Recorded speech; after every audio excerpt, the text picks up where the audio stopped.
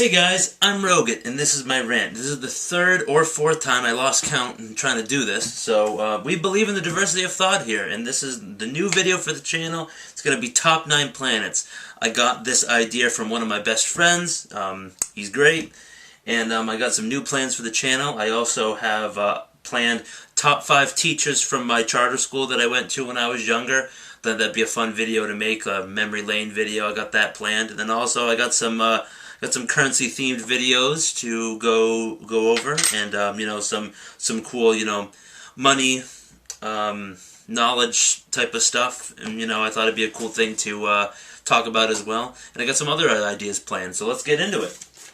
So, top 9 planets. Here we go. We got number 9 is Earth. I put Earth at dead last because, you know, we know a lot about Earth. We've lived here for a long time. We know that it's basically like the Goldilocks blueprint for what a planet needs to be, you know, at least for us.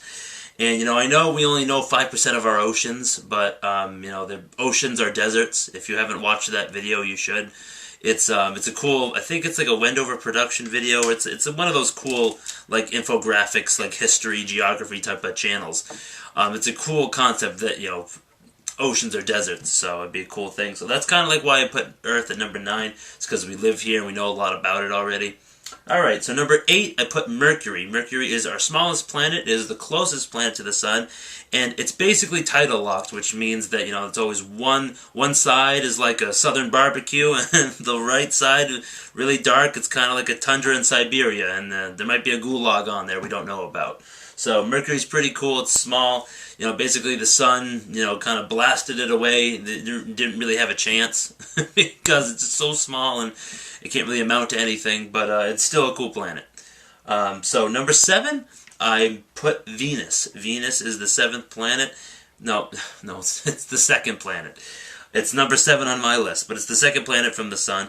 And I put it number 7 because a lot of people, before we actually knew a lot about it, people believed it was just like Earth, or a sister planet to Earth. And, you know, it's the same. It's about the same size, same mass, stuff like that. But, you know, it has a very thick, you know, toxic sulfur and carbon monoxide atmosphere that would kill you instantly. The surface is very, you know, volcanic and rocky and like lava. You know, that type of, it's basically like hell. If Earth was heaven, then Venus is hell. So it's an interesting planet to learn about. It also spins retrograde, which means it's like, you know, it spins the opposite way that Earth does, or like a typical planet would.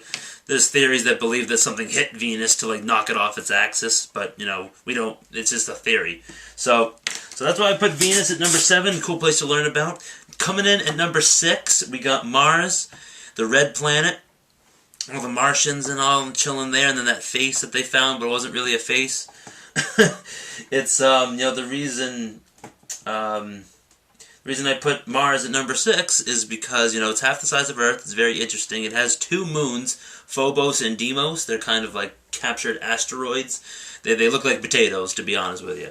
And it's cool because the size of Mars is theorized because, you know, it didn't pull in enough rocky material to make the planet bigger, and then it had a magnetic field at one point with like water on its surface, maybe some vegetation and stuff like that, but, you know, constant bombardment of light particles from the sun kind of stripped away the magnetic field, and then atmosphere dissolved, and then it just became like, you know, an icy desert planet. So it's an interesting place to learn about, and I know everyone's fixated on going there, but I'd say fix the problems here first. That's what I have to say to that. But it would be cool for someone else to go there, not me. So, coming in at number 5, we have Uranus, and haha, funny, yeah, Uranus, haha. It's a funny name for a planet, and it spins on its side, and it has like 30-something moons. I could be wrong, could be more, could be less, but it has a lot of moons. It's interesting. It's like one of the ice giants. We call it ice giant because they are gas giant planets, but they're so far out there, it's so cold. It's very cold.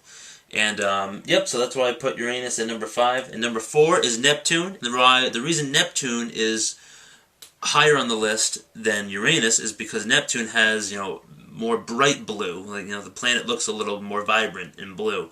And it kind of has its own version of that dark spot that Jupiter had a while back. And yeah, Neptune's just really cool. It has some cool moons. It's a cool spot.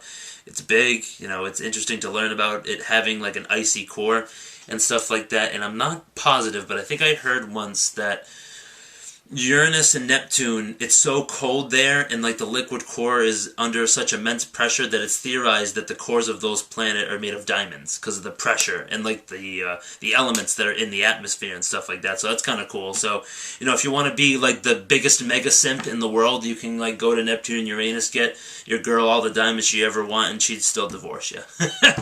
All right, so coming in at number 3, we got Pluto. Pluto's coming in number 3 because it is a dwarf planet now, but it's a really small planet. It's past Neptune, so technically the 9th one.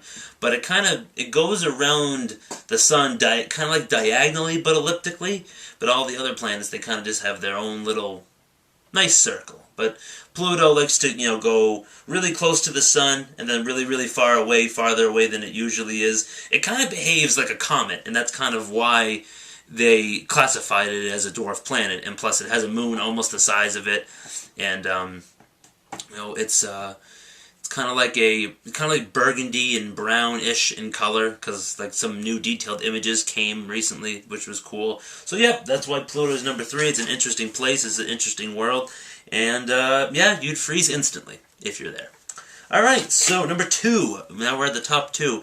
Jupiter is the second on my list. The reason I put Jupiter is because it's the biggest planet. It's huge, that big red spot, and it basically behaves like a mini solar system almost. It's kind of like a mini sun. You know, either if it's fission or fusion, I forget what the sun does, but Jupiter does a similar type of thing, and the heat generated by its core actually can cause its moons to behave like, you know, little mini planets. Europa, Callisto, Ganymede, Io, Europa, Callisto, and Ganymede are like the 4 big moons, and they all have traits that could, you know, it's possible that, you know, single-celled microbial life could exist there, and it's really cool to theorize about it, and it's cool to, you know, in the future send like probes there and figure it out, because, you know, if you drill through certain surfaces, there might be like subsurface oceans and stuff like that. So those moons are pretty cool. Take a look at those. And then number 1 is Saturn. The reason Saturn's number 1 is because it's got those huge rings. It's beautiful. You know, Enceladus and Titan are some really cool moons of Saturn. Titan, basically the atmosphere is so thick it makes the planet itself look bigger. And it has liquid methane on its surface, because methane is a gas on this planet, but it's so cold out by Saturn, the methane turns into liquid ocean. So there could be things living in that ocean. We don't know. It's pretty cool. And then Enceladus shoots kind of like ice crystal geysers up into the sky, which is really cool. It's just a cool part of the solar system, and plus Saturn has a lot more moons than that. And just the very, you know, like the very like significant like ring system, like you can see it very well. Like, you know, Jupiter, Uranus, and Neptune, they have rings too, but you can't see them nearly as good as you can see Saturn's rings. It's really cool. So that is my list. I hope you guys enjoyed. I enjoyed putting it all together, and thank you, friend, for the request. And you know, if you enjoyed this video, I want you to hit the like button. But if you didn't enjoy it, I want you to smash that dislike button. You know, if I had a bad, you know, if you don't like my face, if you don't like what I'm talking about, just hit it, and I'll know to improve my content for the next time. And don't worry, it won't hurt my feelings. It won't. Don't worry. Alright, guys, well, I got all that stuff planned that I talked about initially, and I look forward to getting to it. Alright, have a good one, guys.